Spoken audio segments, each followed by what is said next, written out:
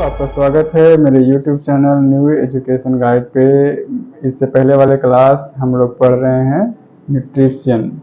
उसमें हम लोग विटामिन के बारे में पढ़ रहे हैं और विटामिन के दो प्रकार, एक जल में घुलनशील, एक वसा में घुलनशील पढ़ रहे हैं। तो वसा में घुलनशील विटामिन हम लोग पढ़ चुके हैं। अब हम लोग जल में घुलनशील विटामिन पढ़ेंगे। तो जल में घुलने वाले विटामिन कौन कौन से हैं? एक बी है और एक सी है। ये दोनों विटामिन है।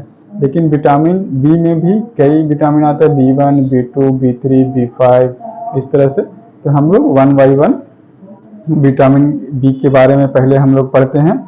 इसमें पढ़ते हैं कि उसके रासायनिक नाम, स्रोत और उससे होने वाले कमी से होने वाले रोग। तो हम लोग देखते हैं कि विटामिन B1 का रासायनिक नाम क्या है? थायमीन है। ठीक है। एंटी बेरी भी इसको कहा जाता है और एंटी न्यूराइटिक्स के नाम से भी विटामिन B1 को जानते हैं। ठीक है। इसका स्रोत है साबुत अनाज और हरी सब्जियां और नट्स। ठीक है। इनसे होने वाले रोग कौन कौन सा है? तो बेरी रोग इनसे होते हैं। ठीक है। पॉलीन्यूराइटिक्स और वर्निक कोरकॉर्पस सिंड्रोम जो कि जंतुओं में होता है। ठीक है। वो विटामिन B1 के कमी से होता है। अब हम लोग चलते हैं विटामिन B2 की तरफ। ठीक है। जिसको जी के नाम से भी जाना जाता है और इसका रासायनिक नाम है राइबोफ्लेविन। ठीक है। और इसको पीला विटामिन के नाम से भी जानते हैं। ठीक है। लैक्टोफ्लेविन के नाम से भी जानते हैं विटामिन B2 को।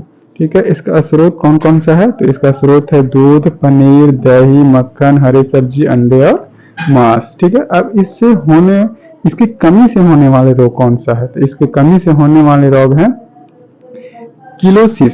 ठीक है। किलोसिस, ग्लोसाइटिस और क्रेसाइटिस रोग विटामिन B2 की कमी से होते हैं। आगे हम लोग चलते हैं और देखते हैं विटामिन B3 का। ठीक है। विटामिन B3 जिसको हम लोग निकोटीन्स अम्ल के नाम से भी जाना जाता है, इसको नियासिन भी कहा जाता है, इसको प्लेग्राप्रिवेटिंग फैक्टर के नाम से भी जानते हैं विटामिन B3 का। ठीक है। ये कहाँ पाया जाता है? तो साबुत अनाज में पाए जाते हैं। ठीक है। कंठ फल में भी इस पाया जाता है। फली, यष्टि, यकृत, मांस और मछली में भी पाया जाता है विटामिन B3। अब इसकी कमी से होने वाले रोग कौन सा है? प्लेगरा रोग इसकी कमी से होता है। D4D सिंड्रोम विटामिन B3 की कमी से होता है। डेट्रोटाइट्स और डायरिया, डेमेंशिया, डेथ ये जो होते हैं ये विटामिन B3 के कमी से होते हैं। अब हम लोग पढ़ते हैं विटामिन B5। ठीक है। जिसको हम लोग पेंटाथेनिक अम्ल के नाम से जानते हैं। ठीक है। इसका स्रोत क्या क्या है? स्रोत ठीक है दूध, यष्टि, मूंगफली, टमाटर, पनीर, मछली और पत्तेदार सब्जियां में पाई जाती हैं विटामिन B5। ठीक है। इसकी कमी से होने वाले रोग हैं वर्मी फीट, नर्व डिसऑर्डर। ठीक है। ये सब जो है ये पूछे जाते हैं एग्जाम में कि वर्मी फीट है, नर्व डिसऑर्डर है, वो किस विटामिन की कमी से होता है? तो हम लोग बोलेंगे विटामिन B5। अब विटामिन B7 की ओर चलते हैं। इसको विटामिन H भी कहा जाता है और इसको बायोटिन के नाम से भी जानते हैं। ये कहाँ पाया जाते हैं?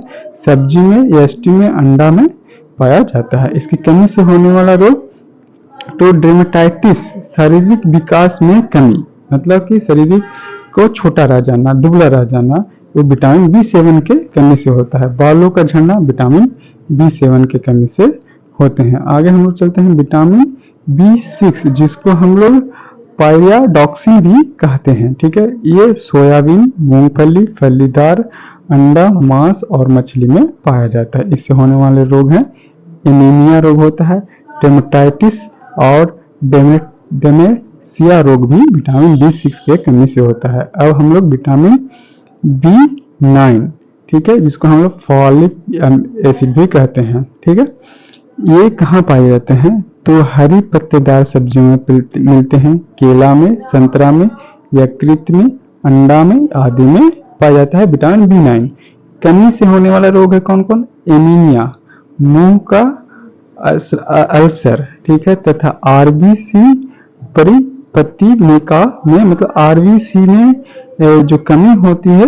ठीक है। रक्त में जो कमी हो जाती है, आरबीसी रेड ब्लड सेल, वो किसके कमी, किस कारण कमी के कारण होता है? विटामिन B9 के कमी के कारण होते हैं।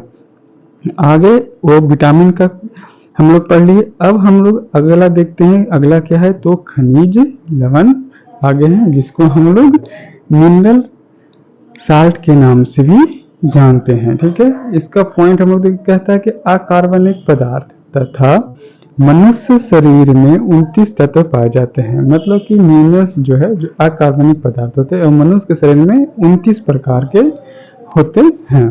ठीक है, इससे ऊर्जा नहीं प्राप्त होती है। ऊर्जा प्रोटीन और वसा से प्राप्त होती है, परंतु शरीर की किसी भी अभिक्रियाओं के लिए आवश्यक है। मतलब शरीर के कोई भी कार्य करने के लिए, ठीक है, विकास, वृद्धि, चलना फिरना, सोना उठना, ऐसा कोई भी कार्य करने के लिए ये मिनरल्स की आवश्यकता जरूरी होती है। ठीक है, अब हम लोग मिनरल्स को देख लेते हैं कि मानव शरीर में कौन कौन से आवश्यक मिनरल्स हैं।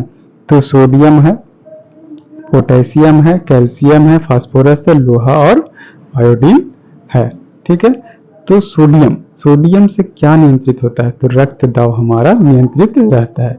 पोटेशियम से पेशीय संकुचन, जो सिकुड़ना फैलना होता है, वो विटामिन इसमें जो खनिज लवण होता है पोटेशियम, ये इसमें मौजूद होते हैं। ठीक है, और अगला है खनिज लवण जिसको कैल्शियम के नाम से जानते हैं, वो हड्डी की मजबूती और रक्त स्कंदन के काम में आता है। अगला है फास्फोरस, जो कि दांतों की मजबूती बनाए रखता है।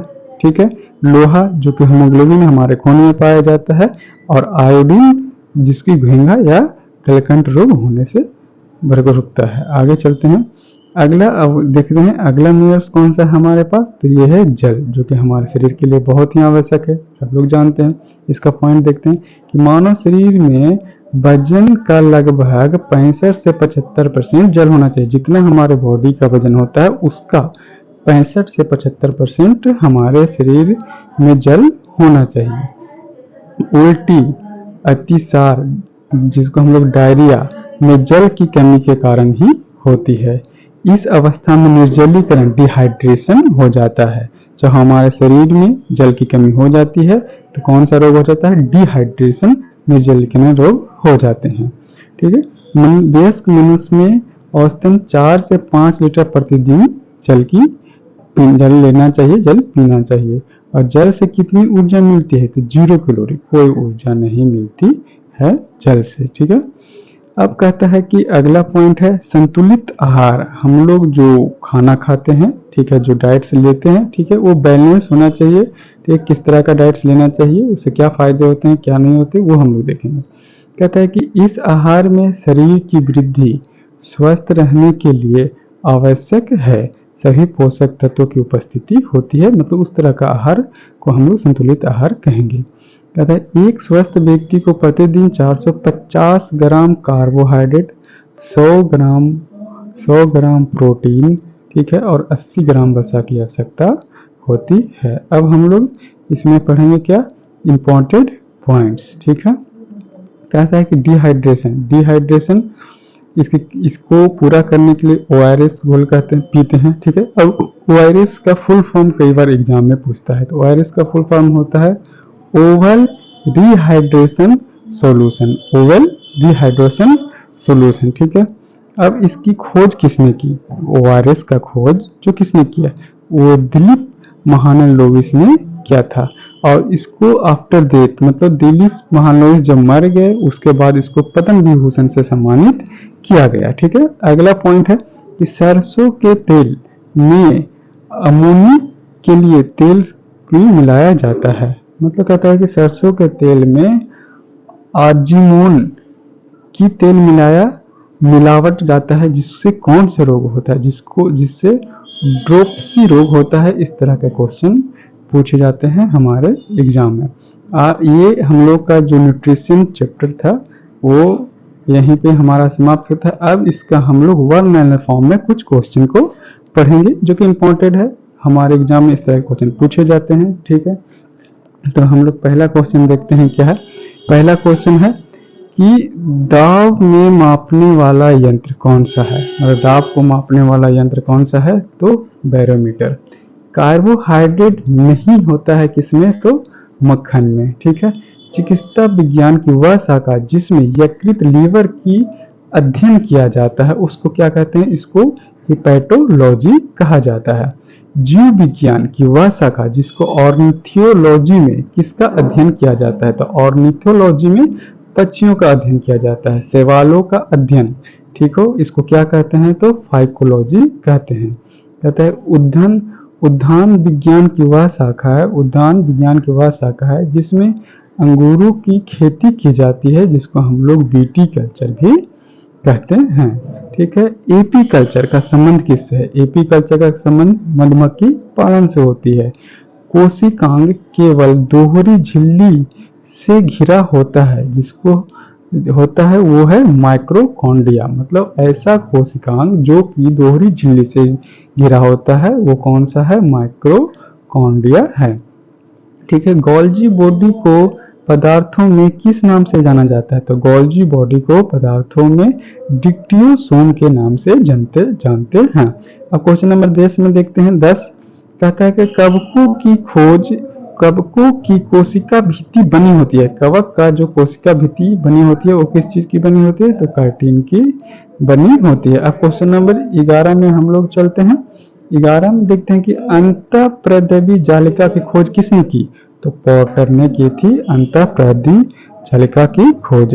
अब कहता है कि अनुलेखन, ठीक है, जिसको ट्रांसक्रिप्शन कहते हैं, प्रक्रिया किस दिशा में पाया जाता है, तो ये डीएनए और आरएनए में पाया जाता है।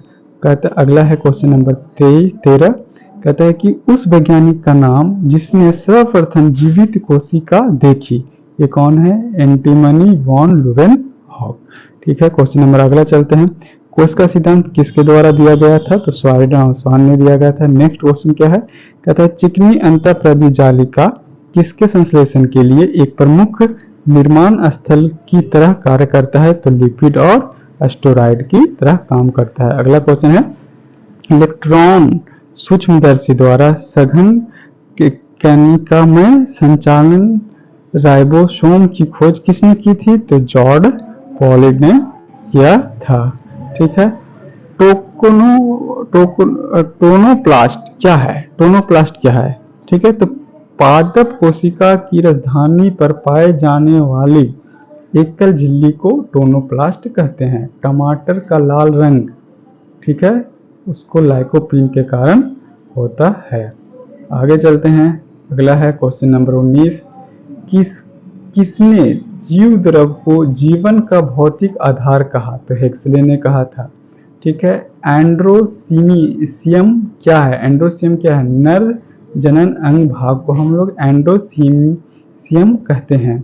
प्रकाश संश्लेषण कैसी क्रिया है, तो उपचाई एंटीबायोटिक। किस उपकरण का प्रयोग हृदय की विद्युत आरेख में किया जाता है, तो ईसीजी, ठीक। अर्धसूत्री विभाजन से संतृप्त कोशिकाओं में गुण स्रोत की संख्या आधी हो जाती है। आरएनए में थाइमीन के स्थान पे कौन सा नाइट्रोजन क्षारक होता है, तो वो है यूरोसिल, ठीक है। अब लास्ट क्वेश्चन आज का देखते हैं जो बहुत इंपॉर्टेंट, नई कोशिकाओं की उपस्थिति होती है पूर्व स्थित कोशिकाओं से होती है। आज का चैप्टर यहीं समाप्त होता है। आपको सबको थैंक्स।